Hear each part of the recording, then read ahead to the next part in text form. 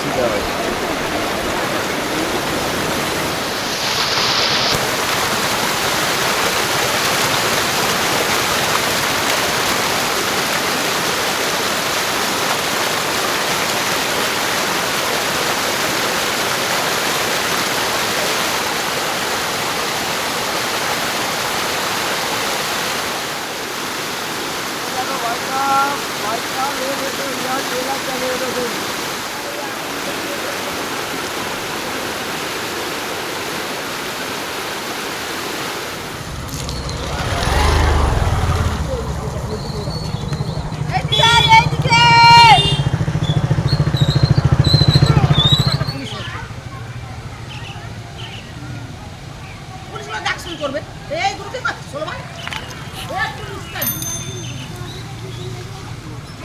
লেগে যায় রে, কাজে কি হাল করবে? মনে হলো তো হতে পারে।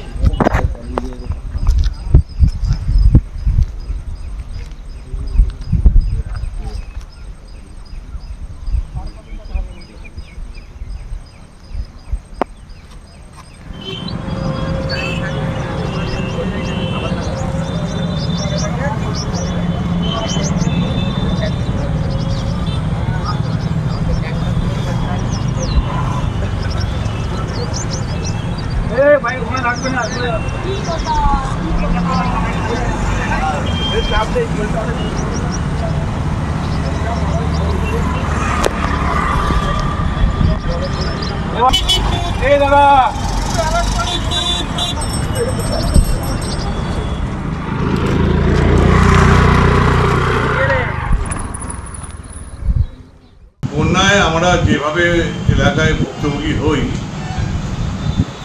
যে ডিবিসি থেকে 1.5 লক্ষ জল ছাড়লে বিগত বছরগুলো গোটা উদয়নপুর ব্লক ভেসে যেত। এবারে ডিবিসি 1.5 লক্ষ কিউসেক জল ছাড়ার সত্ত্বেও উদয়নপুরের বন্যার সেই রকম কোনো কিছু প্রভাব পড়েনি। মাত্র একটি পয়েন্ট দিয়ে গতকাল রাত্রিরে কর্তৃশিপুর গ্রাম পঞ্চায়েতের হরিহরপুর বলে একটি জায়গা, সেখান থেকে বাঁধ উপচে গিয়ে 4টি গ্রাম আংশিক প্লাবিত হয়। উঠছি হরিহরপুর, বদল এবং তোগাপুরের কিছুটা অংশ।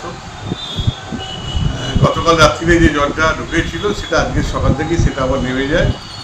বর্তমানে সম্পূর্ণ নিয়ন্ত্রণাধীন। মাননীয় মুখ্যমন্ত্রী মমতা বন্দ্যোপাধ্যায়ের নিম্ন দামোদর উপত্যকা এলাকায় বন্যা প্রতিরোধের যে কাজ, মেগা প্রকল্পের কাজ তিনি করেছেন, সেই কাজের সুফল আমরা পেয়েছি হাতে নাতে। কারণ আমরা দেখতে অভ্যস্ত 1.5 লক্ষ কিউসেক জল ছাড়লে বিগত বছরগুলোতে গোটা উদয়নপুর জলের তলায় চলে যেত। এবারে 1.5 লক্ষ কিউসেক জল ছাড়া সত্ত্বেও কোথাও কোনো কিছু প্লাবিত হয়নি। সামান্য 2-3টি গ্রাম আংশিক প্লাবিত হয়েছে। চাষের ফসল অনেকটাই নষ্ট হয়েছে। আমরা জেলা পর্যায়ের উচ্চস্তরে আমরা প্রশাসনিক মিটিং করেছি, যে চাষিদের যে সমস্ত ক্ষয়ক্ষতি হয়েছে সেটা একটা রিভিউ করে তাদের যাতে ক্ষতিপূরণ দেওয়া হয় সেটা আমরা নিশ্চিতভাবে আশা রাখছি।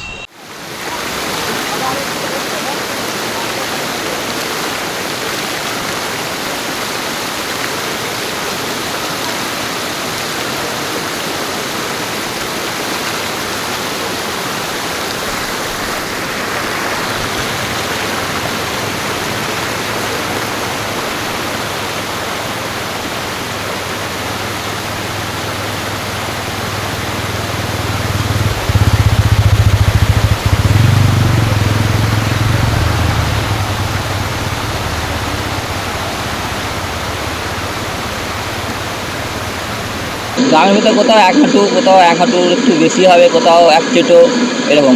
অন্যবারের তুলনায় অনেক জল কম। কখন থেকে জলটা ঢুকছে? কালকে সন্ধ্যা থেকে বাড়তে বাড়তে হয়েছে, এবার ভোর থেকে হালকা কমছে। বাড়ির মধ্যে জল ঢুকছে তো? এখানে বাড়ির মধ্যে বিশেষ করে অন্যবারে ঢোকে, ওই 4-5 জনের বাড়ি ঢুকেছে, আর সেরকম ঢোকে না। জল ঢুকছে কানসিগরের ব্যবস্থা আছে? না না না, ওই হেঁকে দিয়ে গেছে। আর কিছু মাইকে প্রচার হয়েছে, ওইটি রাত। এই যাতায়াত করছেন কীভাবে? জল ঢুকতে?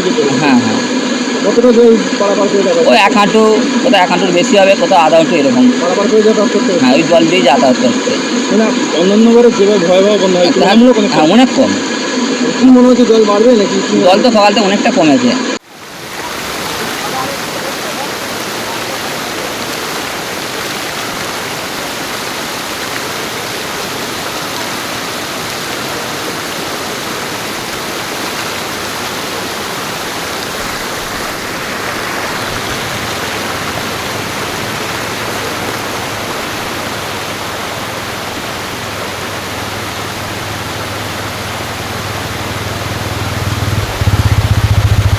জল ঢুকছে, হ্যাঁ বিশাল জল ঢুকছে, কি করা যাবে, জল ঢুকে যাচ্ছে, বাড়ি থেকে সব সরে যেতে হবে। কখন জলটা কখন থেকে এই তো রাত থেকে ঢুকছে, রাত থেকে। এখনো বলে কতগুলো গ্রামের ভিতরে জল থামে হ্যাঁ জল ঢুকে গেছে, জল ঢুকে যাচ্ছে। কোথাও বাড়ির ভিতরে জল ঢুকছে? না বাড়ির ভেতরে এখন ঢুকে না, রাস্তাঘাটে জল। এই যে জল ঢুকছে তাহলে কোথাও প্রশাসনের পক্ষ থেকে কোথাও নিয়ে যাচ্ছে ত্রাণ শিবিরে? হ্যাঁ ত্রাণ শিবিরে নিয়ে যাওয়ার ব্যবস্থা আছে, তবে এখন সেই নৌকো দেয় তো, এখন সেই নৌকো আসে না, বুঝতে পারছি। মানে এই চাষের জমিগুলো সব হ্যাঁ ডুবে গেছে? সব ডুবে গেছে, হ্যাঁ ডুবে গেছে। সব চাষিরা রুয়ে ফেলেছিল, কী করবে, রুয়ে ফেলেছে, রুয়ে আর এরকম বন্যা এসে গেল, আর বৃষ্টির জলও মাঠ ডুবিয়ে দিচ্ছে, বৃষ্টির জলও তো বিশাল হচ্ছে, সেই হিসাবে তো মাঠ ডুবে যাচ্ছে। কখন থেকে জলটা ঢুকছে? রাত থেকে। এখন কোনো কতগুলো গ্রামের মধ্যে জল হয়েছে?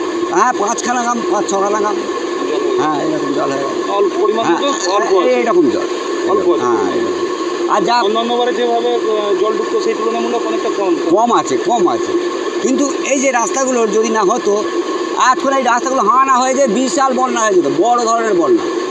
হ্যাঁ এই রাস্তাগুলো অনেক উঁচু হয়ে বাঁধ গেছে। বাঁধার জন্য অনেকটা রোগ। হ্যাঁ আর ওই যে আমাদের বেগর মুখ বলে না, সেই যে কাটাই করলো, ওই জায়গাটা শ্রীরামপুর ওই বর্ধমান ডিস্ট্রিক্ট করে যাচ্ছে, ওই জায়গাটা কাটাই করতে খুব উপকার হয়েছে, নাহলে আরও বিশাল বন্যা।